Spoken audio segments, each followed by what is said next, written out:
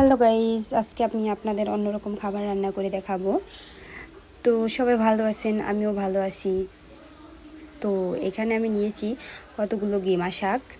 তো গিমা শাক আপনারা পুষ্কুনির পাড়ে বা আনাচে কোনাচে পাবেন বা বাজারেও কিনতে পাবেন গিমা শাক। তো গিমা শাকগুলো আমি পাতাগুলো ছিঁড়ে নিয়েছি আর একটা আলু কেটে কিচি কিচি করে দিয়ে দিয়েছি, কারণ গিমা শাকগুলো এভাবেই তিতা থাকে।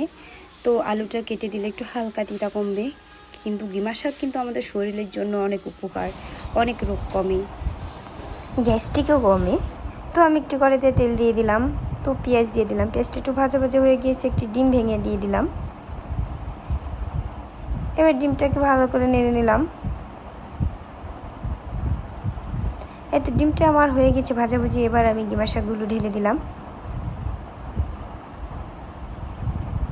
দিয়ে দিলাম কাঁচা পেঁয়াজ, কাঁচামরিচ। এবার আমি লবণ দিয়ে দেব। আমি বেশি উপকরণ লাগে না, তো আমি লবণ দিয়ে দিলাম।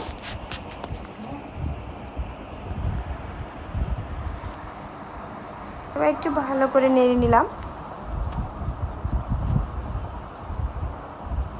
এবার একটু ঢাকনা দিয়ে ঢেকে দেবো। ঢাকনা দিয়ে ঢেকে দিয়ে দিলাম। 5 মিনিট পরে দেখুন আমার গিমা শাক রান্না রেডি হয়ে গিয়েছে।